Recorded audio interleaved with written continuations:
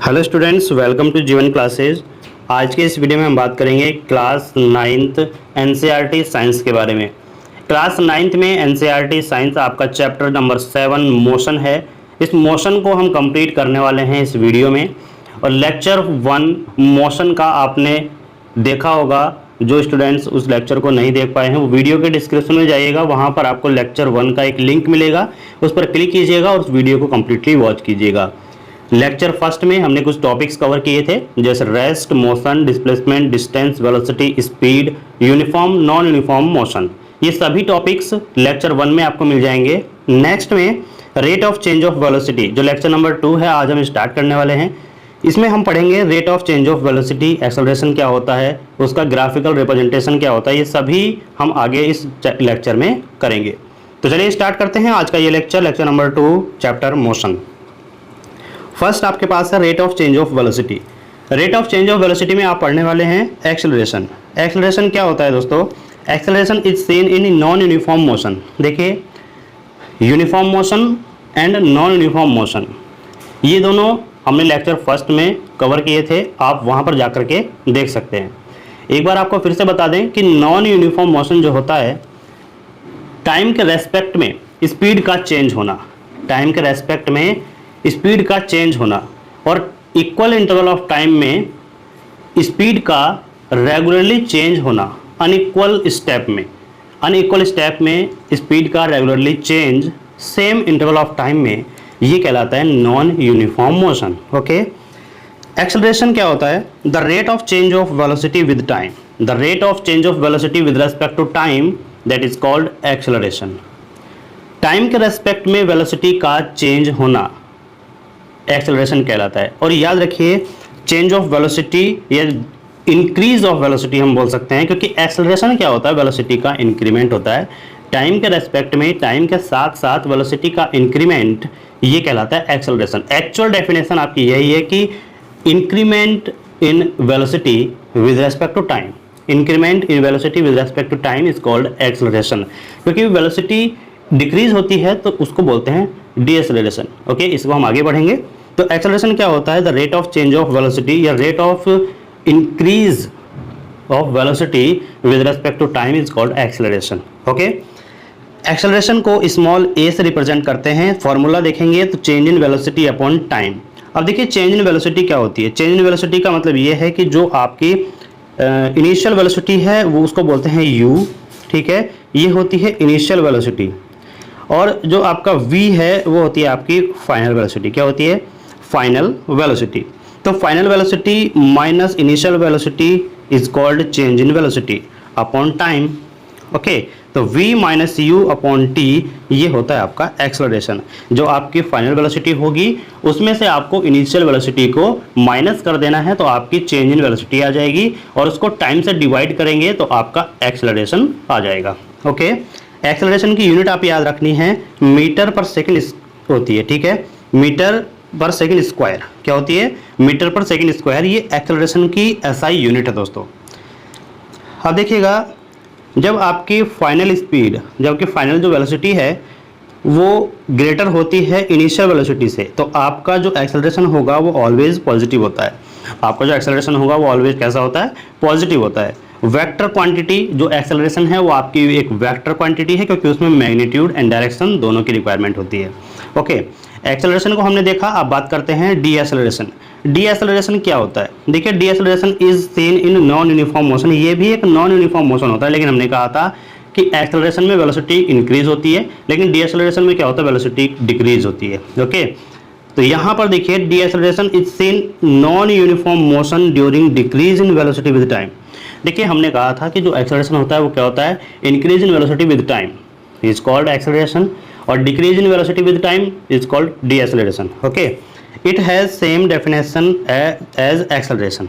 बस एक्सेलरेशन की उसमें जो डेफिनेशन है वो इंक्रीज इन वेलोसिटी है, यहाँ पर डिक्रीज इन वेलोसिटी है, बाकी सब सेम है। डी एक्सेलरेशन को ए डैश से हम रिप्रेजेंट करते हैं। यहाँ पर भी change in velocity upon time होता है। अब यहाँ पर चेंज इन वेलोसिटी देखिए, चेंज इन वेलोसिटी जो आपका फाइनल वेलोसिटी है वो कम होगी और जो आपका इनिशियल वेलोसिटी है वो ज़्यादा होगी, तो ऑब्वियसली जो रिजल्ट है वो माइनस में आएगा। तो यहाँ पर देखते हैं कि जो भी रिजल्ट आएगा वो कितना आएगा, निगेटिव आएगा। निगेटिव जो साइन है वो शो करता है कि आपकी जो ऑब्जेक्ट है उसकी स्पीड कम हुई है। If an object travels in straight line and its velocity increase or decrease by equal amount in equal intervals of time is called uniform acceleration। देखिए, कभी भी कोई भी ऑब्जेक्ट, कोई भी व्हीकल आपकी स्ट्रेट लाइन में ट्रैवल कर रही है और उसकी जो वेलोसिटी है वो इंक्रीज या फिर डिक्रीज होती है equal amount of equal interval of time, same time में। जैसे कि हम देख रहे हैं कि 2-2 मिनट के इंटरवल में उसकी जो स्पीड है वो रेगुलरली सेम स्पीड चेंज होती है कि 2 मिनट में 5 किलोमीटर आगे गई, फिर अगले 2 मिनट में वो फिर से 5 किलोमीटर, और फिर अगले 2 मिनट में फिर से 5 किलोमीटर, मतलब कि 5-5 के स्पीड के इंटरवल से वो चेंज होती है। तो यहाँ पर कहेंगे यूनिफॉर्म, क्योंकि क्या है कि सेम इंटरवल ऑफ टाइम में सेम अमाउंट ऑफ जो वेलोसिटी है वो चेंज होती है। ठीक है, 2 मिनट में 5 किलोमीटर ही व्हीकल जाएगी, ना तो वो कम होती है ना ही वो ज़्यादा होती है, तो उसको बोलते हैं uniform acceleration. Okay, next, an object can travel with non-uniform rate velocity changes and increase and decrease velocity by unequal amount in equal interval of time is called non-uniform motion। अब देखिए, non-uniform motion फिर से यहाँ पर हम non-uniform acceleration, non-uniform acceleration हम आपको बता दें कि जब किसी भी व्हीकल, किसी भी ऑब्जेक्ट की जो वेलोसिटी है वो चेंज होती है इक्वल ऑफ टाइम इंटरवल में, ठीक है, इक्वल टाइम ऑफ इंटरवल में अनइक्वल अमाउंट से वेलोसिटी अनइक्वल अमाउंट से चेंज होती है। कभी वो 4 किलोमीटर जा रही है 1 मिनट में, कभी वो 2 किलोमीटर 1 मिनट में जाएगी, कभी वो आपके 5 किलोमीटर 1 मिनट में जाएगी। तो इस तरीके से जो वेलोसिटी का चेंजेस होता है, डिक्रीमेंट और इंक्रीमेंट होता है इक्वल इंटरवल ऑफ टाइम में। देखिए, टाइम तो सेम होगा, जैसे 2 मिनट है तो कभी वो आपकी व्हीकल 2 किलोमीटर जाएगी, फिर अगले 2 मिनट में आपकी व्हीकल 3 किलोमीटर जाएगी, फिर अगले 2 मिनट में आपकी व्हीकल केवल 1 ही किलोमीटर जाएगी। तो ये जो वेलोसिटी का चेंजेस है सेम इंटरवल ऑफ टाइम में, यही कहलाता है non uniform acceleration. Okay, velocity का चेंजेस अनइक्वल टाइम में, ये आपका नॉन यूनिफॉर्म एक्सीलरेशन कहलाएगा। ओके, नेक्स्ट है ग्राफिकल रिप्रेजेंटेशन ऑफ इक्वेशन। देखिए, जो इक्वेशन होती हैं, जो आपका इक्वेशन है उसका ग्राफिकल रिप्रेजेंटेशन हम कैसे करें। ओके, तो यहाँ पर देखिए, distance time graph, distance time graph में हम इसको रिप्रेजेंट करते हैं। तो फर्स्ट है distance time graph for uniform motion. अब यहाँ पर आइएगा कि यूनिफॉर्म मोशन को ग्राफिकल रिप्रेजेंटेशन से कैसे समझें। तो इसको देखिएगा, यहाँ पर ये लाइन है हॉरिजॉन्टल लाइन, ये आपका शो करती है टाइमिंग को, और ये वर्टिकल लाइन है, ये आपको शो करती है स्पीड को। ठीक है, इसको याद रखिएगा। अब इसके बाद हम यहाँ पर देखते हैं कि यूनिफॉर्म मोशन, यहाँ पर जो भी यूनिफॉर्म मोशन होता है, यूनिफॉर्म एक्सेलरेशन होता है, याद रखिएगा उसकी स्ट्रेट लाइन आती है। किस तरीके से आएगी, यहाँ पर आप देखते हैं ये T1 टाइम इंटरवल है, ये T2 टाइम इंटरवल है। ओके, तो यहाँ से ये S1 स्पीड है और ये S2 स्पीड है। ठीक, आप ये मान के चलिएगा कि यहाँ पर यहाँ से यहाँ तक 2 मिनट का इंटरवल है, यहाँ से यहाँ तक भी 2 मिनट का इंटरवल है। तो यूनिफॉर्म मोशन क्या कहलाता है? यूनिफॉर्म मोशन वह होता है कि जब कोई भी velocity equal time of interval में इक्वल अमाउंट से चेंज होती है। ओके, जैसे 2 मिनट में हमारी व्हीकल 2 किलोमीटर जाएगी, अगले 2 मिनट में भी हमारी व्हीकल 2 किलोमीटर ही जाएगी, अगले 2 मिनट में आपकी व्हीकल जो है 2 किलोमीटर ही जाएगी। तो ये है कि सेम टाइम ऑफ इंटरवल में सेम अमाउंट से वेलोसिटी का चेंज होना, यही कहलाता है यूनिफॉर्म मोशन। तो यहाँ पर 2 मिनट में S1, यानी हम यहाँ पर जान लेते हैं कि ये है हमारे पास 2 किलोमीटर। कितना है? 2 किलोमीटर। अगले 2 मिनट में ये फिर से कितना जाएगी? फिर से ये 2 किलोमीटर। तो टोटल कितना हुआ यहाँ से यहाँ तक? 4 किलोमीटर। ओके, तो इस तरीके से 4 मिनट में 4 किलोमीटर, आगे हम कहें तो 10 मिनट में 10 किलोमीटर हमारी जो व्हीकल है वो जाएगी। तो इस तरीके से जो ग्राफ आएगा वो आएगा स्टेट रिप्रेजेंट्स यूनिफॉर्म मोशन। जो स्टेट लाइन है ये किसको रिप्रेजेंट करती है? ये यूनिफॉर्म मोशन को रिप्रेजेंट करती है। तो सेम अमाउंट से वेलोसिटी का चेंज होना सेम इंटरवल ऑफ टाइम में, ये कहलाता है यूनिफॉर्म मोशन। अब देखिए, जो स्पीड है उसको हम यहाँ पर कैसे निकालें?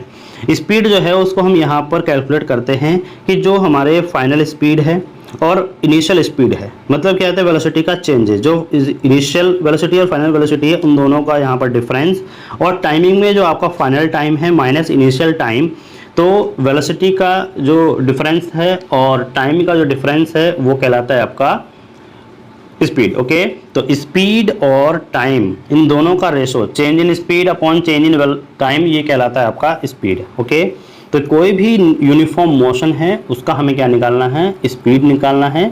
ठीक है, तो यहाँ पर आप देखेंगे कि जो भी आपका स्पीड में चेंजेस है, ओके, और टाइम में चेंज, जितना आपका स्पीड में चेंजेस है और जितना आपका टाइम में चेंजेस है, उन दोनों का रेशो अगर हम कर लें तो आपका स्पीड निकल जाएगा। ओके, यहाँ पर डिस्टेंस टाइम ग्राफ किसके लिए, नॉन यूनिफॉर्म मोशन के लिए। देखिए नॉन यूनिफॉर्म मोशन क्या होता है कि टाइम के साथ में वेलोसिटी का, टाइम के साथ में स्पीड का चेंज होना, टाइम के साथ में स्पीड का चेंज होना, यानी कि स्पीड जो है टाइम के रेस्पेक्ट में बढ़ रही है। यहाँ पर स्पीड जो है टाइम के रेस्पेक्ट में कंटिन्यूसली घट रही है, तो दोनों ही केस में हम कहेंगे नॉन यूनिफॉर्म मोशन। ओके, देखिए continuous increase in slope of curve indicates accelerated non uniform motion, और continuously decrease in slope of curve indicates deceleration non uniform motion. देखिए अगर आपके टाइम के रेस्पेक्ट में स्पीड कम होती जा रही है कंटिन्यूसली तो आप कहेंगे डी एसेलरेशन। ओके, यदि आपकी जो स्पीड है वो टाइम के रेस्पेक्ट में बढ़ती जा रही है, इंक्रीज होती जा रही है, उसको कहेंगे acceleration non uniform motion, accelerated non uniform motion कहेंगे। तो इन दोनों ग्राफ का आइडिया रखेगा, वेलोसिटी टाइम के रेस्पेक्ट में इंक्रीज होती है तो एक्सेलरेशन होगा, वेलोसिटी टाइम के रेस्पेक्ट में डिक्रीज होती है तो डी एसेलरेशन होगा। ओके, एक्सेलरेशन ऑलवेज पॉजिटिव होता है, डिएसेलरेशन ऑलवेज निगेटिव होता है, याद रखिएगा।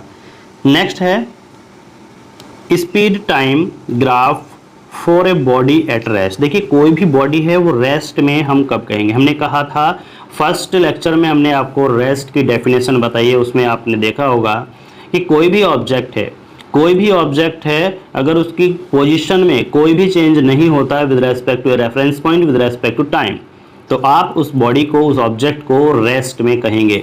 तो हम ये कहेंगे कि टाइम के रेस्पेक्ट में उसकी पोजीशन में, उसकी वेलोसिटी में कोई भी चेंज नहीं होता तो तब हम कहेंगे कि वो रेस्ट में है। आइए देखते हैं, यहाँ पर स्पीड एंड टाइम ग्राफ में हम यहाँ पर देखेंगे कि यहाँ t1 टाइम पर जो उसकी स्पीड थी वो यहाँ पर s1 है। ओके, नेक्स्ट में t2 टाइम पर हमने देखा तो अब भी वो क्या है, s2 जो है उसका s1 के इक्वल है। आगे हम जाएंगे t3 पर तो फिर भी ये स्पीड का ग्राफ जो है यहीं पर है, स्पीड ना तो उसकी डिक्रीज हुई है और ना ही उसकी स्पीड इंक्रीज हुई है। तो हमने क्या कहा था कि no any change of speed with respect to time is called rest. Okay, तो इस बॉडी को हम क्या कहेंगे, रेस्ट में कहेंगे। अब यहाँ पर हम इसको स्पीड जब हम इसको कैलकुलेट करते हैं तो यहाँ से आएगी change in speed upon change in time. तो स्पीड में चेंज कितना हुआ है, 0, टाइम कितना है वो हम यहाँ पर लिखेंगे, तो वेलोसिटी क्या आ जाए, स्पीड क्या आ जाएगी उसकी 0 आ जाएगी, क्योंकि कोई भी चेंजेस उसका स्पीड में नहीं है, तो change in speed equal to 0, that is called total speed is 0, क्योंकि जब वो रेस्ट में है तो स्पीड उसकी कितनी होगी, 0 हो जाएगी। ओके, अब यहाँ पर वेलोसिटी टाइम ग्राफ देखते हैं। Velocity time graph uniform motion के लिए क्या होता है, देखिए अभी हमने स्पीड टाइम ग्राफ देखा, वेलोसिटी टाइम ग्राफ देखते हैं। वेलोसिटी टाइम में क्या करते हैं, हॉरिजॉन्टल लाइन को टाइम पर रखते हैं और जो वर्टिकल लाइन है उसको रखते हैं स्पीड पर। ओके, तो सबसे पहले हम यहाँ पर देखेंगे कि यूनिफॉर्म मोशन के लिए, यूनिफॉर्म मोशन में क्या होता है कि टाइम के रेस्पेक्ट में वेलोसिटी का चेंजेस ना होना। Okay, no any velocity change with respect to time is called uniform motion. Okay, velocity time graph में तो यहाँ पर जैसे हमने स्पीड में देखा था वही हमारे पास यहाँ पर है कि change in velocity upon change in time. तो यहाँ पर देखिए टाइम के रेस्पेक्ट में वेलोसिटी कोई भी चेंज नहीं हुई है, ये अब दोनों ही क्या है, इक्वल हैं। तो यहाँ पर क्या आ जाएगा, जो एक्सेलरेशन होगा, जो यहाँ पर एक्सेलरेशन होगा वो कितना हो जाएगा, चेंज इन वेलोसिटी 0 है और यहाँ पर चेंज इन टाइम है तो हम लिखेंगे ये हो जाएगा 0। ओके, ये कितना हो जाएगा, 0 हो जाएगा। तो यूनिफॉर्म मोशन के लिए जो एक्सेलरेशन होता है वो कितना होता है, 0। याद रखिएगा, कहीं पर भी आपको यूनिफॉर्म मोशन दिया गया है और आपको एक्सेलरेशन कैलकुलेट करना है तो आप बिना कैलकुलेशन के आप वहाँ पर 0 पुट कर सकते हैं। ओके, अब देखिए velocity time graph for uniformly accelerated motion. अब यूनिफॉर्मली एक्सेलरेटेड क्या होता है, In uniformly accelerated motion, there will be equal increase in velocity in equal interval of time throughout the motion of body freely falling object। अब देखिए freely falling object क्या होता है कि आपने किसी भी बिल्डिंग के छत से किसी ऑब्जेक्ट को वहाँ से आप गिराते हैं, तो वहाँ से किसी भी ऑब्जेक्ट को जब नीचे की तरफ गिराया जाता है तो वो होता है फ्रीली फॉलिंग ऑब्जेक्ट, ठीक है। तो वहाँ से आप उसको छोड़ दीजिएगा तो वो आपका फ्रीली फॉलिंग ऑब्जेक्ट हो जाएगा। और यही है यूनिफॉर्मली एक्सेलरेटेड मोशन का एक बेस्ट एग्जाम्पल, जहाँ पर जो उसकी वेलोसिटी है वो इंक्रीज होती है इक्वल टाइम ऑफ इंटरवल से, तो यही आपका कहलाएगा यूनिफॉर्मली एक्सेलरेटेड मोशन। तो यहाँ पर देखिएगा कि टाइम के रेस्पेक्ट में वेलोसिटी का सेम अमाउंट से चेंज होना, यही आपका कहलाएगा यूनिफॉर्मली एक्सेलरेटेड मोशन। कि equal amount of velocity increase with equal interval of time is called uniformly accelerated motion. तो A इक्वल टू आ जाएगा v2 minus v1 upon t2 minus t1, velocity changes upon time change. Okay, ये होगा आपका uniformly acceleration motion. Okay, clear. Next, velocity time graph for non uniform acceleration motion. अब देखिए non uniform acceleration motion क्या होता है। Non uniform से आप समझे होंगे कि जो भी आपकी वेलोसिटी है वो इंक्रीज होगी अनइक्वल अमाउंट से इक्वल इंटरवल ऑफ टाइम में। ओके, यहाँ पर आप देखते हैं कि t1 टाइम पर आपकी वेलोसिटी v1 है, यहाँ पर t2 टाइम पर आपकी जो वेलोसिटी है वो v2 है। तो देखिए यहाँ पर कितना ज़्यादा है t1 में और यहाँ पर देखिए कितना कम चेंजेस है। इसी तरीके से v3 को आप देखेंगे t3 पर टाइम 3 पर देखते हैं तो यहाँ पर v3 यहाँ से देखिए कितना ज़्यादा इंक्रीज है। ओके, तो unequal amount of velocity changes with equal amount of time is called non uniform acceleration motion. तो यहाँ पर क्या होगा, जो t2 और t1 का जो टाइम चेंज है वो आपका t2 और t3 के टाइम चेंज के इक्वल होगा। मतलब क्या है कि equal amount of equal time interval, ठीक है, इक्वल टाइम इंटरवल में अनइक्वल अमाउंट से वेलोसिटी का इंक्रीमेंट, वो क्या कहलाता है आपका नॉन यूनिफॉर्म एक्सेलरेशन मोशन कहलाता है। ओके, तो देखिए जो टाइम का इंटरवल है, ठीक है, टाइम चेंज है वो दोनों इंटरवल में क्या होगा, सेम होगा, और लेकिन वेलोसिटी क्या होगी, सेम नहीं होगी। ओके, कि इक्वल इंटरवल ऑफ टाइम है तो टाइम का जो चेंजेस है वो तो इक्वल होगा, बट वेलोसिटी क्या है, वेलोसिटी नॉन यूनिफॉर्म में है तो वेलोसिटी अनइक्वल होगी। तो अनइक्वल होगी तो v2 माइनस v1 अनइक्वल होगा v3 माइनस v2 के। ओके, अब हम जब एक्सेलरेशन का रेशो देखते हैं तो v2 minus v1 upon t2 minus t1 unequal v3 minus v2 upon t3 minus t2। Okay, तो a2 जो होगा वो अनइक्वल है किसके, a3 के, कि t2 minus t1 time interval में जो a2 एक्सेलरेशन है वो t2 और t3 टाइम इंटरवल में a3 एक्सेलरेशन के इक्वल नहीं होगा। तो यही कहलाएगा non uniform acceleration motion.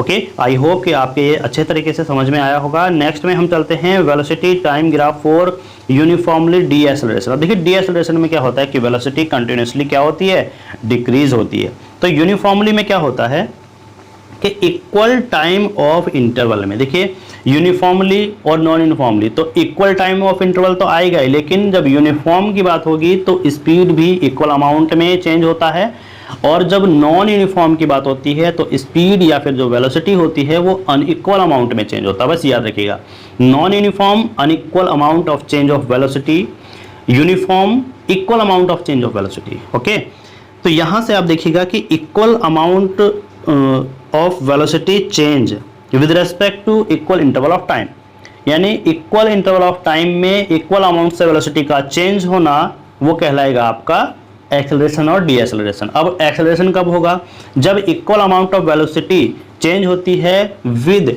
Equal amount of time, equal interval of time में वेलोसिटी इंक्रीज होती है तो कहलाएगा acceleration. Equal amount of velocity decrease with equal interval of time is called D acceleration. ठीक है, तो डीएक्सेलरेशन हमने क्या बताया था कि वेलोसिटी का डिक्रीज होना। तो यहाँ पर देखिएगा आप वेलोसिटी डिक्रीज है, T1 पर वेलोसिटी आपको यहाँ पर है, T2 में वेलोसिटी यहाँ पर है, T3 में वेलोसिटी यहाँ पर। तो वेलोसिटी क्या हो रही है, रेगुलरली डिक्रीज होती है, तो ये क्या होगा, डीएक्सेलरेशन होगा। तो यहाँ पर जब यूनिफॉर्म है तो वेलोसिटी का चेंजेस इक्वल होगा, टाइम इंटरवल तो आपका सेम रहेगा ही। तो यहाँ पर आपका जो एक्सेलरेशन है वो A1 और A2 दोनों ही क्या होंगे, सेम होंगे। ओके, नेक्स्ट में velocity time graph for non uniformly deceleration. अब नॉन यूनिफॉर्मली डीएक्सेलरेशन क्या होता है कि equal amount, equal interval of time में unequal amount of velocity decrease. एक बार फिर से सुनिएगा, इक्वल इंटरवल ऑफ टाइम में unequal amount of velocity decrease is called non uniformly deceleration. Okay, तो टाइम का इंटरवल तो आपका सेम रहेगा, लेकिन जो वेलोसिटी है वो आपका सेम नहीं होगा, वेलोसिटी का जो डिक्रीमेंट है वो आपका चेंज नहीं होगा। तो यहाँ पर आप देख सकते हैं कि जो भी टाइम इंटरवल है, T1 पर आपका वेलोसिटी ये इतना डिक्रीज हुआ, T2 पे आपका वेलोसिटी जो है वो ये डिक्रीज हुआ, लेकिन T3 पर जो है वो आपका वेलोसिटी काफ़ी ज़्यादा डाउन हुआ है। ओके, तो वेलोसिटी का जो चेंजेस अमाउंट है, डिक्रीजिंग अमाउंट है, वो क्या है, सेम नहीं है, तो ये कहलाएगा नॉन यूनिफॉर्म डीएक्सेलरेशन। यहाँ पर देखिए वेलोसिटी का जो चेंजेस है वो सेम नहीं होगा, लेकिन टाइम का चेंजेस जो इंटरवल है वो सेम हो सकता है। ठीक है, तो यहाँ से आपका जो डीएक्सेलरेशन है वो इक्वल नहीं होगा, याद रखिए वो इक्वल आपका नहीं होगा। तो यहाँ पर यूनिफॉर्म डीएक्सेलरेशन में आपका एक्सेलरेशन सेम होता है, इक्वल होता है, लेकिन जब आपकी वेलोसिटी अनइक्वल अमाउंट में डिक्रीज होती है तो आपका डीएक्सेलरेशन भी क्या होगा, नॉट इक्वल होगा। ओके, एक नोट पॉइंट है, आपको ये याद रखना होगा, the area enclosed between any two time interval is T2 minus T1 in velocity time graph will represent the total displacement by the body. आइए इसको समझते हैं। देखिए, total distance travel by body between T2 minus T1 time interval, जो T2 minus T1 है, ठीक है, T2 and T1 के बीच में जो भी बॉडी के द्वारा डिस्टेंस ट्रेवल हुई है किस टाइम इंटरवल में, तो यहाँ पर वो होगा आपका area of A B C. अब देखिए यहाँ पर कैसे, यहाँ से आप देखिएगा कि T1 में किसी ऑब्जेक्ट ने T1 टाइम पर V1 वेलोसिटी को ट्रेवल किया। अब यहाँ पर जो T2 है उस टाइम में जो ऑब्जेक्ट की वेलोसिटी है वो कितनी है, V2। तो जो टोटल डिस्टेंस ट्रैवल किया, कोई भी ऑब्जेक्ट है उसने कितना डिस्टेंस को ट्रैवल किया, अगर उसको आप कैलकुलेट करेंगे तो आपको फॉर्मूला करना होगा एरिया ऑफ ABC। अब देखिए ABC का एरिया, तो यहाँ से आपको ये एरिया, ये वाला एरिया जो है, ये शेडेड एरिया, ये शेडेड एरिया आपको निकालना होगा, इस शेडेड एरिया को आपको निकालना होगा। इसको आप कैसे निकालोगे, आइएगा। तो देखिए, एक तो ये आपका ट्रायंगल है, एक तो ये आपका ट्रायंगल है, तो इस ट्रायंगल का जो एरिया है वो आपको चाहिए होगा, प्लस में आपको ये जो आपका रेक्टेंगल है ये आपको चाहिए होगा। ओके, और फिर से ये आपका ट्रायंगल है, ये एरिया आपको चाहिए, तो आपका ये कंप्लीट एरिया आपका निकल कर आ जाएगा। ओके, तो यहाँ से आप देख लीजिए कि जो भी आपका एरिया है, एक ट्रायंगल का एरिया और आपका ये वाला एरिया, ओके, तो ये वाला एरिया और ये एरिया आपको दोनों को निकालना होगा। तो देखिए यहाँ से आपके एरिया ऑफ ABC ये हो जाएगा, और एरिया ऑफ रेक्टेंगल ACDB आपका हो जाएगा। देखिए ACDB, तो A से ये है AC और ये D है, और फिर से आपका ये E है। ओके, ये हो जाएगा, तो आपको ये निकालना होगा। ओके, तो ये दोनों आप निकालेंगे तो एरिया ऑफ ABC आ जाएगा, ये आपका ट्रायंगल है तो यहाँ पर ये आ जाएगा। ओके, अब V1 इंटू V1 कौन सा है, V1 ये है, और यहाँ से T2 माइनस T1 ये हो जाएगा। ओके, यानी ये वाला एरिया, ये वाला और ये वाला, ये आपको दोनों निकालो। रेक्टेंगल का क्या होता है, हाइट इंटू बेस होता है। तो देखिए, जब हमने ट्रायंगल का निकाला तो ट्रायंगल क्या होता है, हाफ बेस इंटू हाइट। तो हाफ बेस कितना है इसका, ये है। ओके, हाइट कितना है आपका, ये है। ट्रायंगल में आप देख रहे हैं तो हाइट इसका बेस BC है और जो बेस है उसका AC है। तो हाइट में देखें तो BC, तो कितना हो जाएगा, V2 माइनस V1, ये हाइट हो जाएगा। और बेस का देखें तो ये AC है, तो कितना हो जाएगा, T2 माइनस T1, तो ये तो आपका ट्रायंगल है। अब इसका आप देखेंगे रेक्टेंगल, अब इसका रेक्टेंगल देखना है तो रेक्टेंगल आपका क्या होगा, रेक्टेंगल आपका हो जाएगा, यहाँ पर देखिए हाइट कितना हो जाएगा, ये V1 है, ओके, वैसे हाइट आपका लिखना होगा 0 minus v1, sorry v1 minus 0, तो v1 माइनस 0 को लिखने से आपको क्या लिखना होगा v1।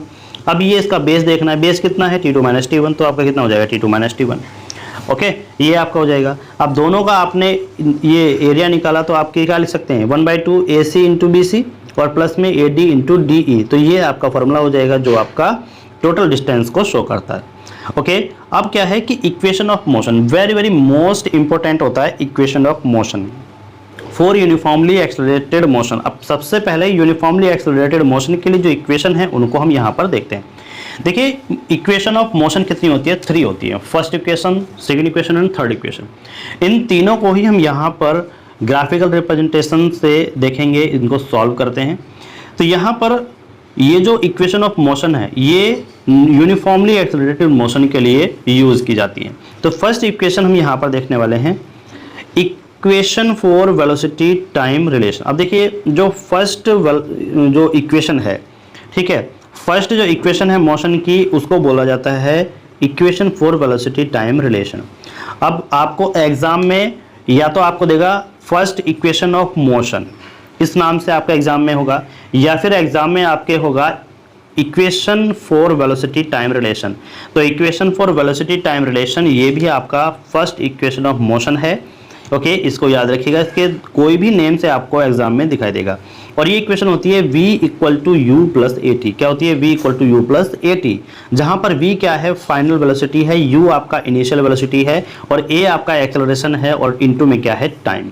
ओके, तो इसको आप सही से याद रखिएगा। चलिए देखते हैं इसका ग्राफिकल रिप्रेजेंटेशन क्या होता है, इसका डेरिवेशन किस तरीके से करते हैं। तो आप यहाँ पर देख सकते हैं, suppose a body has initial velocity u। कोई भी बॉडी है उसकी इनिशियल वेलोसिटी कितनी है? u है। यहाँ पर आप ध्यान से देखते रहिएगा कि कोई भी बॉडी है उसकी इनिशियल वेलोसिटी कितनी है? u है। अब u इनिशियल वेलोसिटी है, जो उसकी वेलोसिटी कितना? 0 टाइम पर। कितना है? 0 टाइम पर। ओके, यहाँ पर आप देख सकते हैं 0 टाइम पर वेलोसिटी कितनी है? u at point a point पर। Okay, and this velocity change to v। अब इसने वेलोसिटी को चेंज किया कहाँ तक? v तक। v तक इसने वेलोसिटी को चेंज किया और कितने टाइम पर? t सेकंड पर।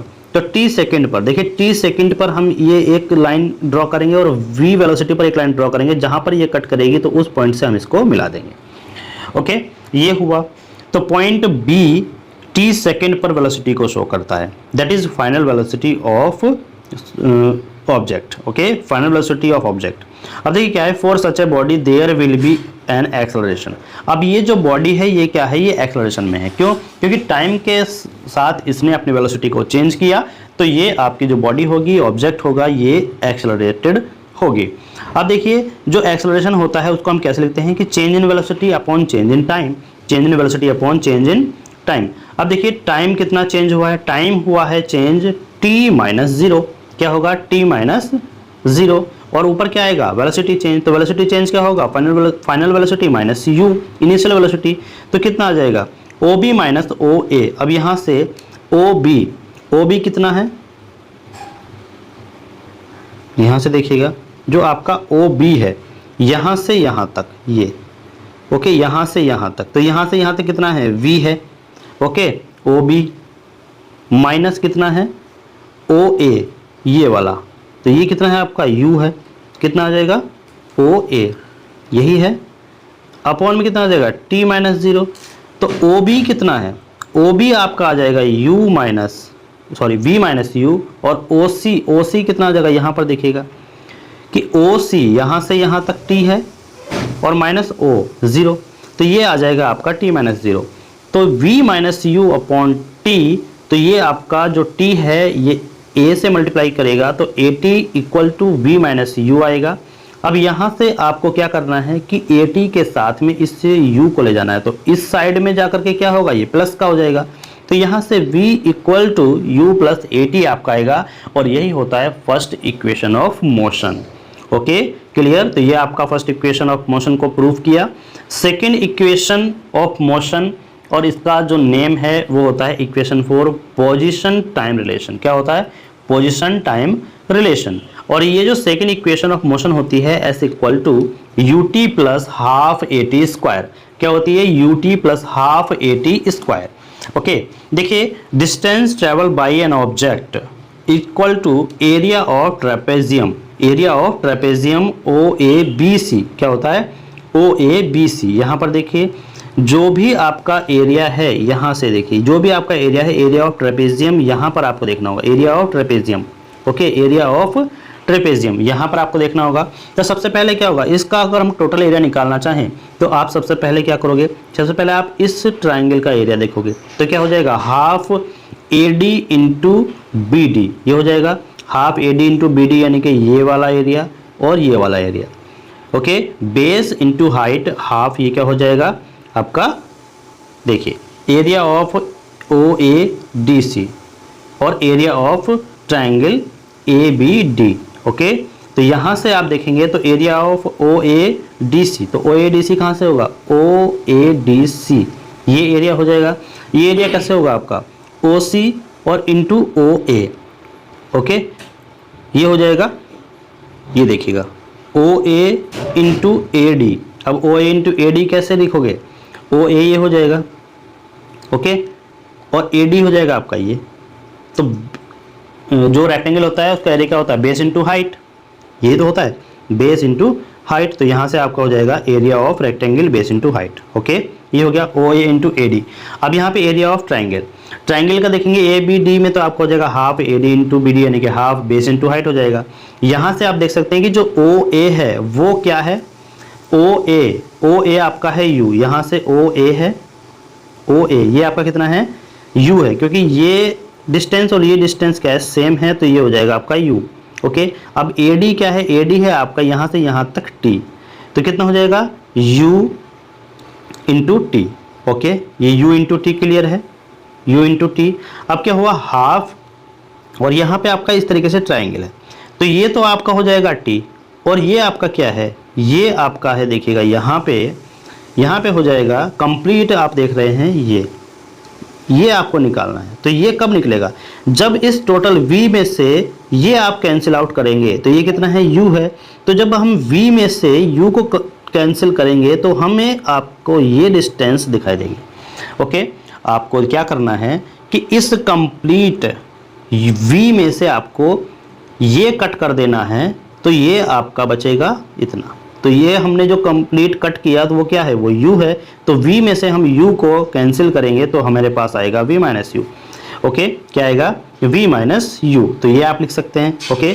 अब देखिए s इक्वल टू क्या आएगा, यू टी और हाफ, और देखिए आप ये समझिएगा कि जो v माइनस ए है वो हमने क्या किया था, फर्स्ट इक्वेशन में A T equal to V minus U था, ये हमने देखा था। देखिए फर्स्ट इक्वेशन में ये है, फर्स्ट इक्वेशन में A T equal to V minus U है, तो यहाँ से हम इसको लेंगे तो फर्स्ट इक्वेशन से उठाएंगे A T equal to V minus U, तो इसकी जगह पर हम ए टी लिख सकते हैं, इसकी जगह पर हम ए टी लिख सकते हैं। तो यहाँ पर देखिए क्या हुआ, s equal to U T plus half A T square, T से टी ए स्क्वायर हो जाएगा, तो s equal to U T plus half A T square, ये सेकेंड इक्वेशन का प्रूफ है, ओके, कंप्लीट है। नेक्स्ट में आपका थर्ड इक्वेशन ऑफ मोशन, देखिए थर्ड इक्वेशन ऑफ मोशन को कहा जाता है equation for position velocity relation, equation for position velocity relation. ये होता है we square equal to U square plus 2as, U square plus 2as होता है वी स्क्वायर इक्वल, ओके।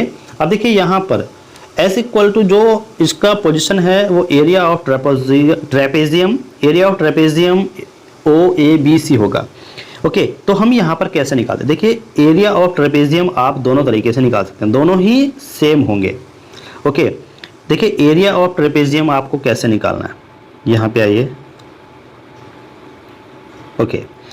एक तो आपको एरिया ऑफ ट्रेपेजियम आप कैसे निकाल सकते हैं, sum of parallel side into distance of parallel side upon 2, इस तरीके से एरिया ऑफ ट्रेपेजियम आप निकाल सकते हैं। और एरिया ऑफ ट्रेपेजियम आप अलग अलग करके निकाल सकते हैं, जैसे एरिया ऑफ रेक्टेंगल और एरिया ऑफ ट्राइंगल, ये दोनों ही, ये जो एरिया ऑफ ट्रेपेजियम है इन दोनों की वैल्यू आपकी सेम आने वाली है। आप करके देखिएगा कि एरिया ऑफ ट्रेपेजियम की दोनों वैल्यू सेम आएंगी या नहीं।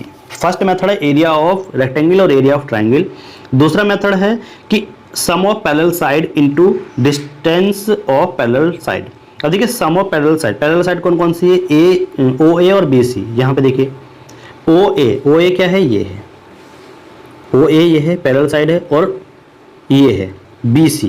भाई इतना ही तो हमें निकालना है, ये हमें निकालना होगा।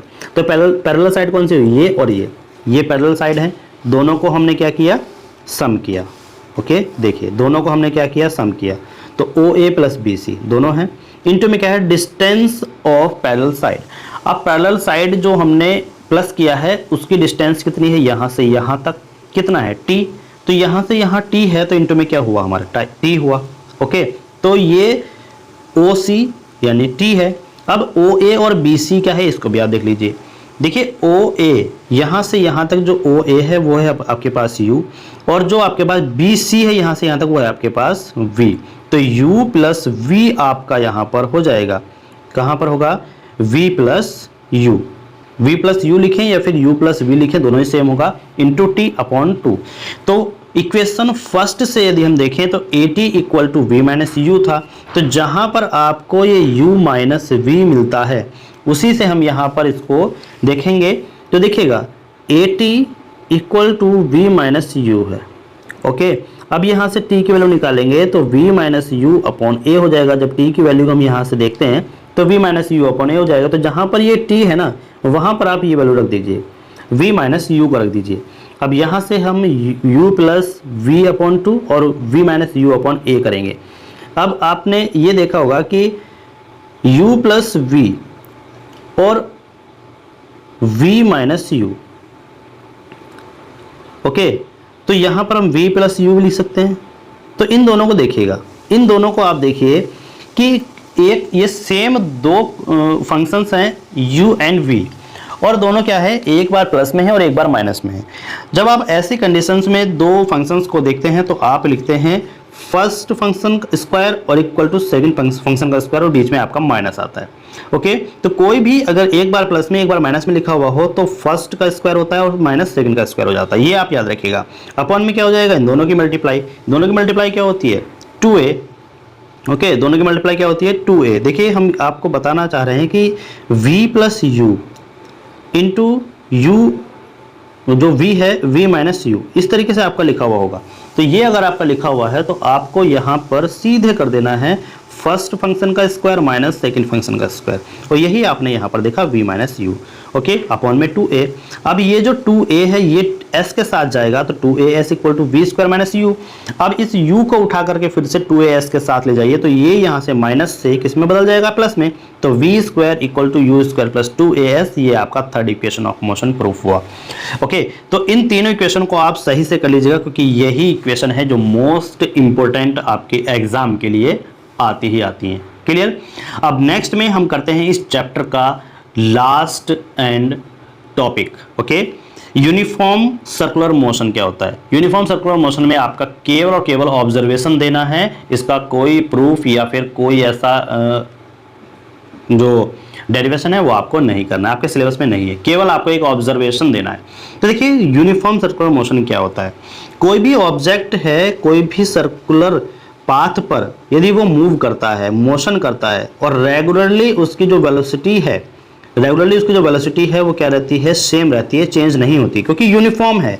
यूनिफॉर्म में क्या होता है, वेलोसिटी डज नॉट चेंज। तो कोई भी वेलोसिटी अगर आपके कांस्टेंट है, वेलोसिटी अगर कांस्टेंट है और कोई भी ऑब्जेक्ट सर्कुलर पाथ पर मोशन करता है, बट उसकी जो डायरेक्शन है वो रेगुलरली चेंज होती है, हर पॉइंट पर उसकी डायरेक्शन चेंज होती है, that is called uniform circular motion. आइए इसको पढ़ते हैं। देखिए, if a body is moving in a circular path with uniform speed, uniform speed के साथ, यूनिफॉर्म स्पीड बोल सकते हैं या फिर कांस्टेंट स्पीड बोल सकते हैं। Okay, if a body is moving in a circular path with uniform speed, then it is said to be executing uniform circular motion। तो हम उसको क्या कहेंगे, सर्कुलर मोशन कहेंगे, यूनिफॉर्म सर्कुलर मोशन कहेंगे। अब देखिए यहाँ पर direction of velocity tangential, velocity की डायरेक्शन कैसी है, इस सर्कुलर पाथ के टेंजेंशियल होगी। अगर यहाँ पर है तो ये इस तरीके से इसके बिल्कुल टेंजेंट में आएगी। ओके, वेलोसिटी क्या होगी, किसी भी पॉइंट पर अगर हम किसी वेलोसिटी की डायरेक्शन को ऑब्जर्व करते हैं उस ऑब्जेक्ट की, तो वो सर्कुलर पाथ के हमेशा कैसी होती है, टेंजेंशियल होती है।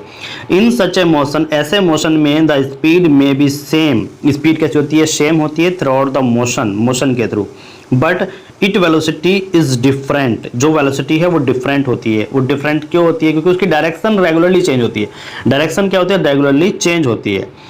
तो velocity is different at each and every point of its motion.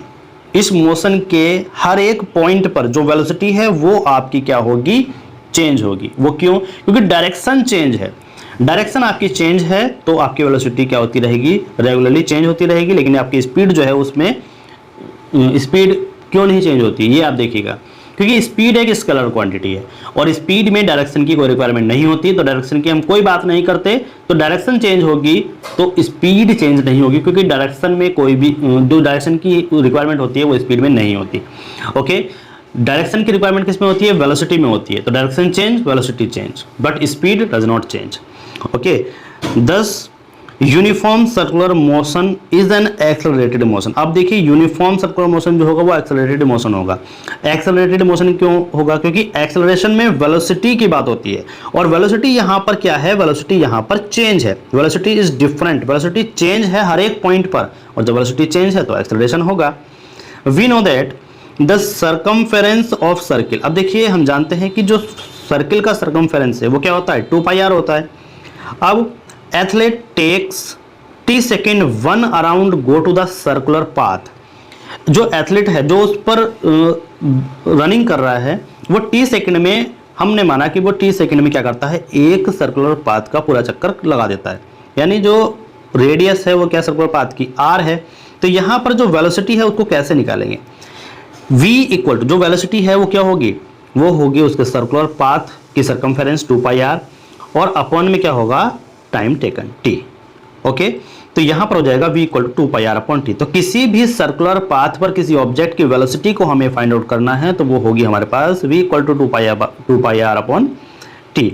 When an object move in a circular path, जब कोई भी ऑब्जेक्ट सर्कुलर पाथ पर मूव करता है with uniform speed, uniform speed के साथ, तो जो मोशन है वो कहलाएगा यूनिफॉर्म सर्कुलर मोशन। ओके, तो what is uniform circular motion? कि कोई भी ऑब्जेक्ट सर्कुलर पाथ पर यूनिफॉर्म स्पीड के साथ मूव करता है, that is called uniform circular motion. Okay, तो इसी के साथ ये चैप्टर यहीं पर एंड होता है और इस चैप्टर को कंप्लीट करने के साथ साथ जो आपका एनसीईआरटी सिलेबस है उसके सभी टॉपिक्स को हमने यहाँ पर कवर कर लिया है।